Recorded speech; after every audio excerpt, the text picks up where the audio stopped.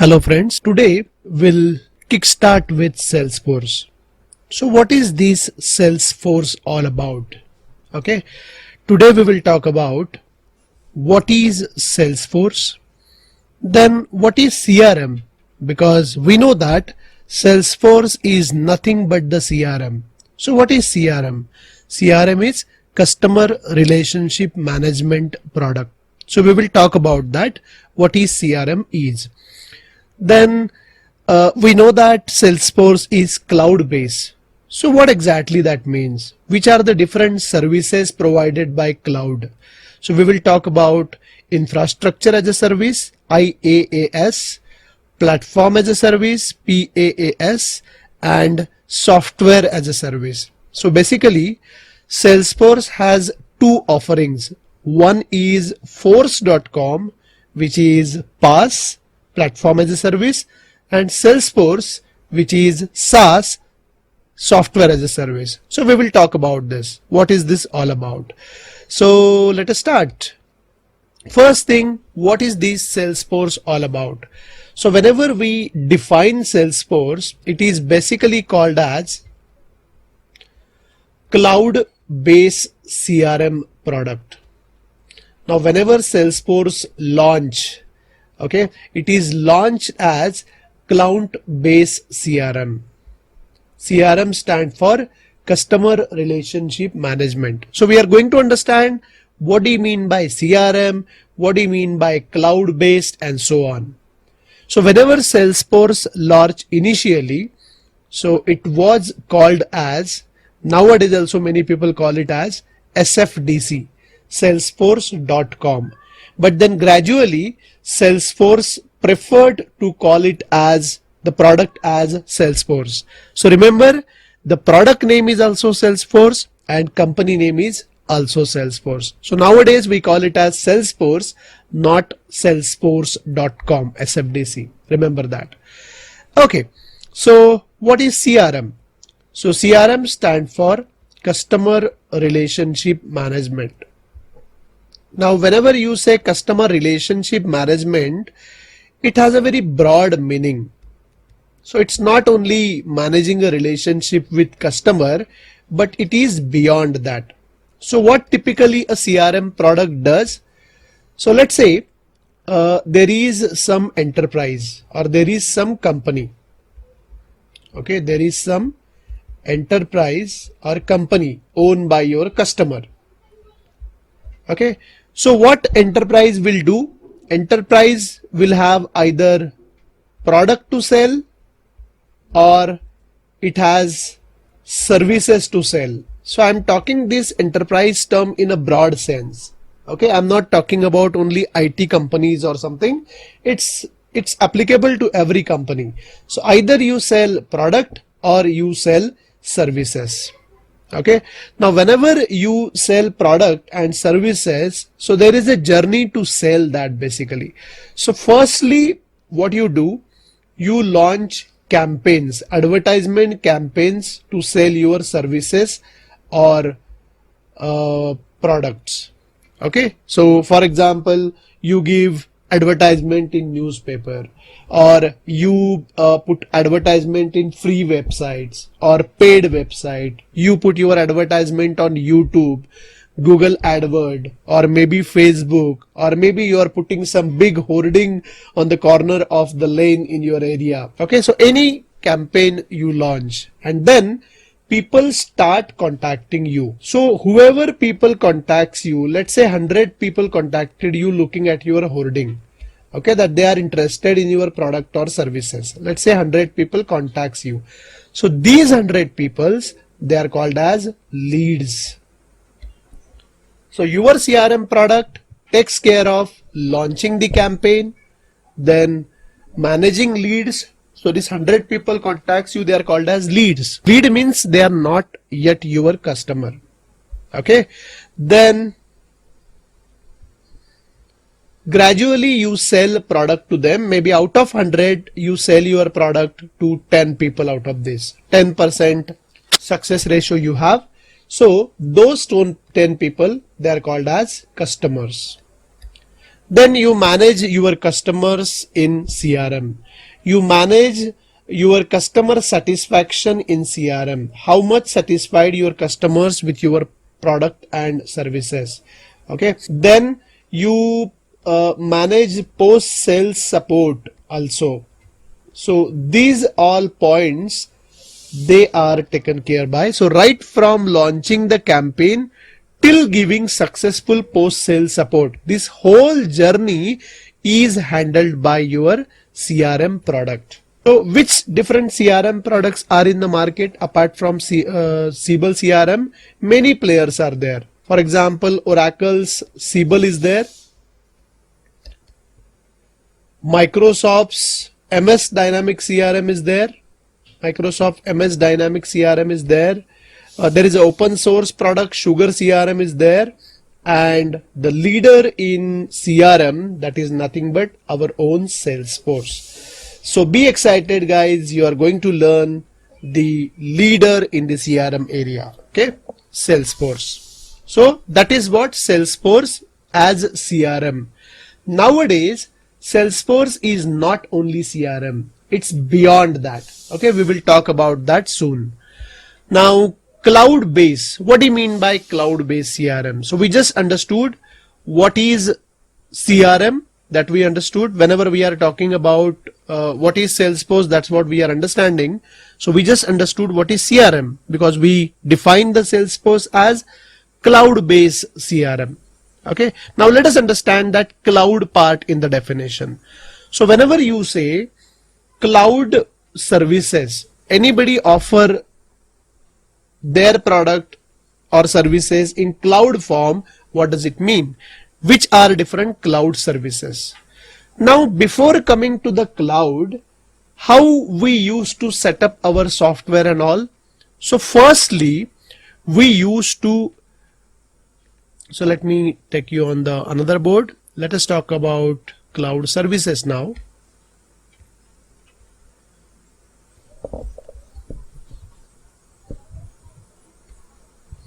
Okay, so cloud services. So which are the cloud services? Now before cloud came into picture, how we used to set up our software? So firstly, we used to purchase the hardware. We used to purchase machine, either laptop, desktop, or whatever it is, we used to purchase our machine. Okay, now this machine or the total hardware, that is called as infrastructure.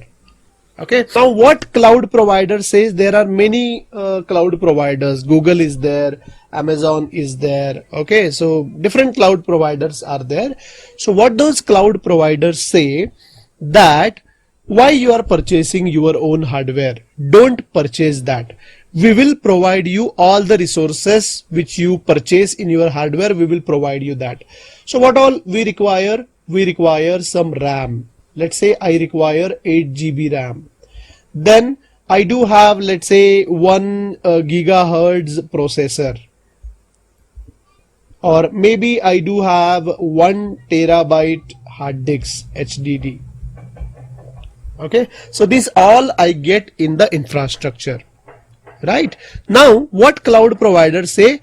I will provide you everything, all of this online. So I will give you the account and these all resources you will have online. So they are providing you infrastructure and you need to pay them as per your use. It is very cheap as compared to buying physical hardware. So that kind of, so you will get RAM, you will get a processor, you will get the hard disk space, and that particular offering is called as infrastructure as a service. So you will get online infrastructure and you can use that. Now, after you purchase the machine, what you do, you install operating system on that. So whenever you purchase infrastructure as a service from the cloud, then you get the blank machine on the cloud. You don't have operating system and other utilities installed on that. It's not set up really. It is your responsibility to purchase the operating system license and everything and set up your machine. Okay, so that is not getting covered in infrastructure as a service. So whenever you purchase, let us come back to our physical example.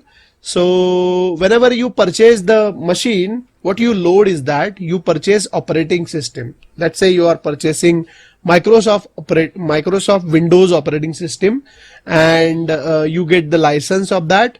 Plus you have some utilities also, let's say antivirus and all you install on this machine. So operating system and basic set of utilities that is getting loaded on this machine. Okay, so that means your machine is ready to load the software. So this machine with all these basic softwares, operating system and basic softwares loaded, we call it as now my platform is ready for installing my own software. Okay, let's say you want to install Adobe Illustrator software on this, which is a licensed product from Adobe. So you want to install Adobe Illustrator software on this machine. Okay, so it is ready to install Adobe Illustrator. So your platform is ready. So what cloud providers say? See, we will manage operating system license, we will manage antivirus license. You tell us which are basic utilities you require to set up your platform, and we will set up it for you. So they sell now platform as a service. So what do you get in this? You get infrastructure as well as operating system and basic softwares loaded on that. So that is platform as a service. Okay, so you get platform as a service. Now on this machine, what you will do, you will purchase the license of Adobe Illustrator and you will install that. Now what cloud provider says, don't worry about even Adobe Illustrator also. We will do tie up with Adobe and we will install that software on our cloud machine, and you can directly create the account and start using that. You don't worry about infrastructure, you don't worry about platform, you don't worry about even software. You work, you focus directly on the software, you focus on your work, not to set up your environment. Cloud will set up your environment. So remember, whenever you say infrastructure, only infra is getting covered. Whenever you say platform, so operating system, basic utilities and infrastructure also getting covered in that. Remember this. Okay. Then whenever you say software as a service, it includes software plus platform plus infra, everything. Remember, now let's come to Salesforce. So we understood this: infrastructure as a service, platform as a service and software as a service. Now Salesforce has an offering called as Force.com, which is PaaS provided by Salesforce. It is a platform provided by Salesforce, and Salesforce also gives the product called as Salesforce, which is software as a service, which is hosted on Force.com. Now what do you mean by Force.com? How it is platform as a service? You can, whenever you get PaaS Force.com, you get the infra plus platform, operating system, basic utilities, and Force.com is also set up on your machine. Using that, you can develop your own application. So using Force.com, you can develop your own cloud-based applications.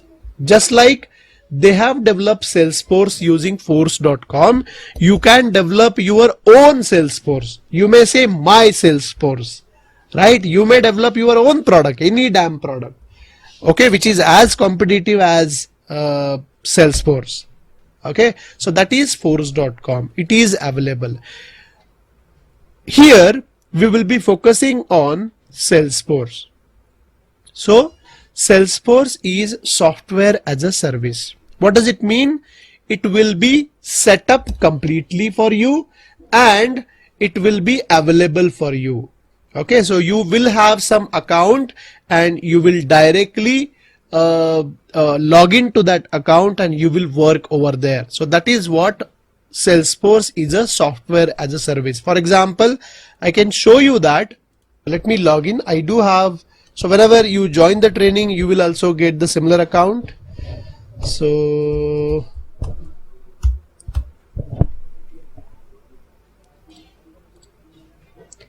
let me see, I forgot my password. Now I will join. Perfect.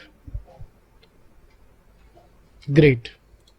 You can see that I am a developer and I do have the account on Salesforce. Okay, and you can see that I can do my development in Salesforce over here.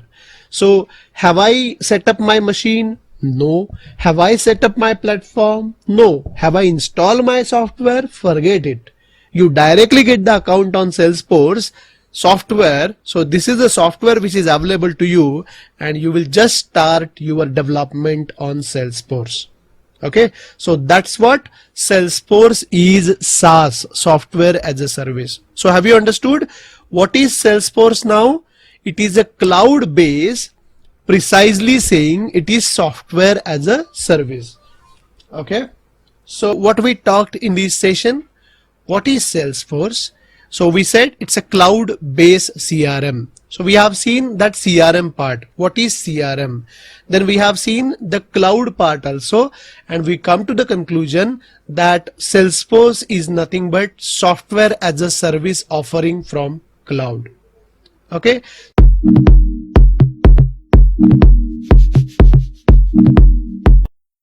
What we are going to learn in today's session.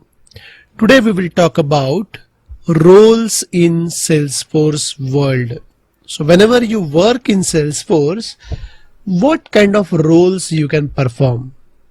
Then whenever you perform that role, many times we talk about JD, JD, this abbreviation we use many times, HR people, recruiters and so on. So JD means job description. So whenever you perform that roles, what is the JD of every role? That we will talk about.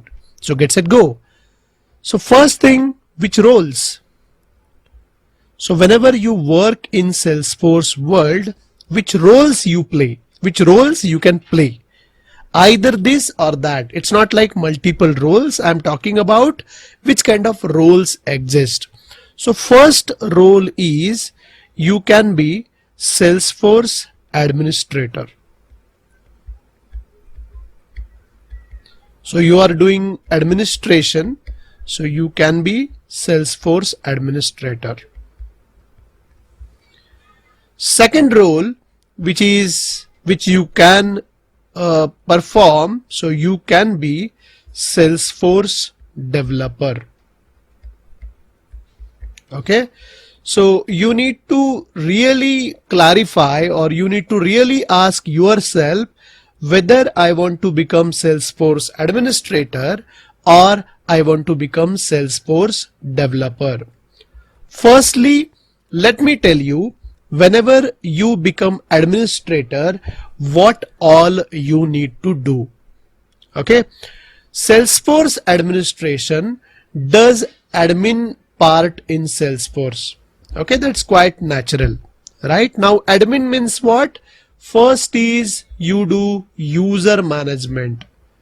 So adding a user, maybe recovering the password of user, maybe changing the settings of user and all, so that user management thing you will take care.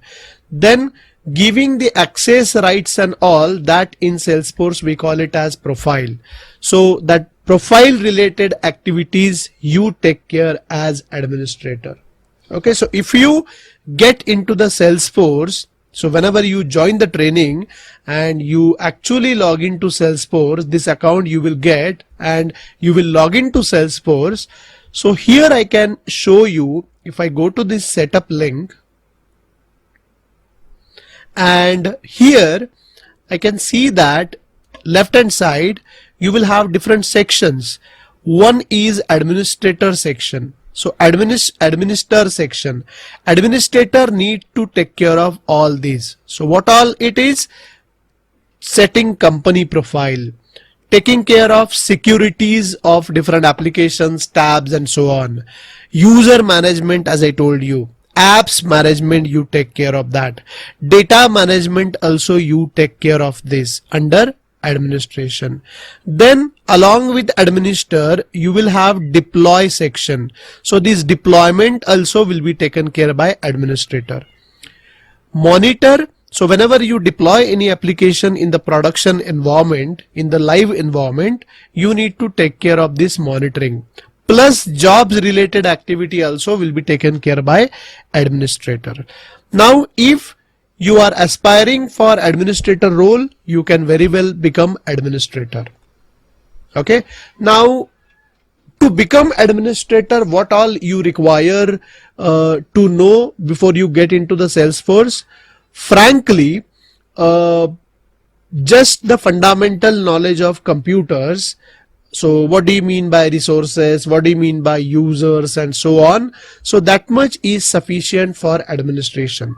Administration does not require any coding background or anything. That is not at all required for administrator. As an administrator, you are not supposed to write any code, any source code, script or anything as an administrator. Remember that. So if you are aspiring for administration activity, you can go for that. Then comes to developer. So what developer does? Developer does Salesforce development. So he takes care of or she takes care of Salesforce development. What does it mean? Now, what is the job of Salesforce developer? We know that Salesforce is software as a service. Okay. So what Salesforce developer does? Salesforce developer does Salesforce customization. That is the main job description of developer.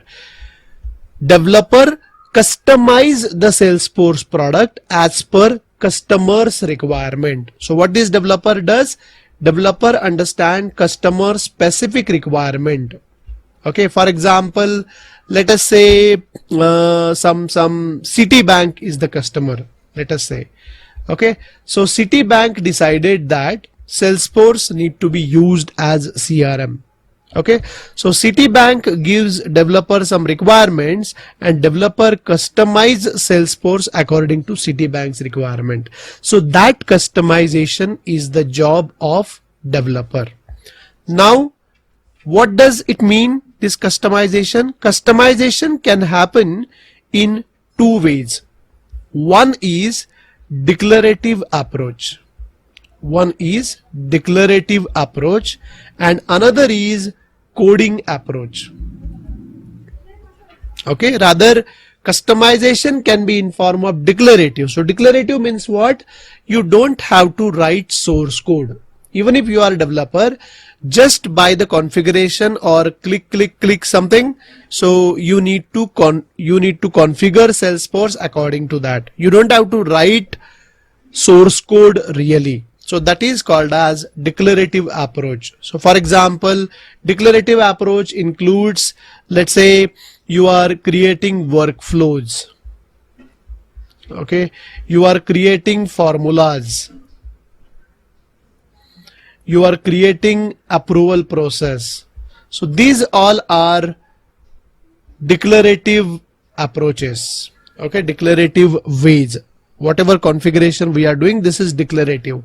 And coding, whenever you say coding, now whenever I say coding, you will ask me in which programming language we have to do coding in Salesforce. In Salesforce, we do have Apex, which is nothing but app extension. So you customize the app basically using this Apex language. So it is Apex. Now what is this Apex? It is the customized version of Java. It is customized version of Java. It is very close to Java. Okay. Then one more thing which you require is Visual Force page. Visual Force pages, which is nothing but customization made in HTML, and that is nothing but Visual Salesforce. Visual Force page.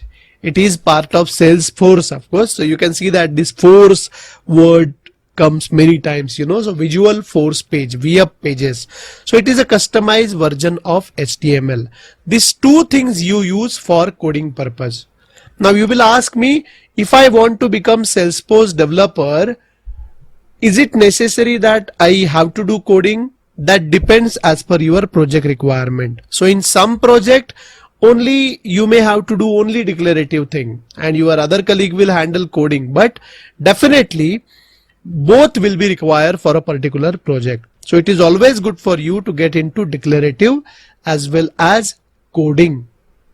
Now to do coding in Salesforce, what you should already know, it is better if you know Java and HTML. Okay, so basic knowledge of Java and HTML is sufficient to get into Salesforce development. It doesn't require really expertise in Java. Basic awareness of Java is sufficient. If you know what is class, how to write a class, if you declare some attribute at a class level, so how the scoping happens, so that fundamental concepts of Java, if you know, that is sufficient. HTML, if you know fundamental thing, what is div tag, what is paragraph tag, what is head tag, what is title tag, if you know this, that's sufficient to get into Salesforce development. So that's what today what we talked about. We talked about two roles in Salesforce world, Salesforce administrator and Salesforce developer, and we have seen their responsibilities. So as Salesforce administrator, what you are supposed to do, JD for that, and as a Salesforce developer, what you are supposed to do, that we talked about. Okay, and we also talked about what are prerequisite whenever you are thinking to get into these worlds. If you don't have the coding background and you don't want to learn Java, HTML, you don't love coding, I suggest you should go into Salesforce administrator. If you have the Java background, then you must come in Salesforce development. If it is possible for you in Salesforce development role, get into that. If you dislike coding, then only you should get into Salesforce administration. So I hope you find this session valuable. Thanks a lot for watching this session. See you in the next session. Thank you.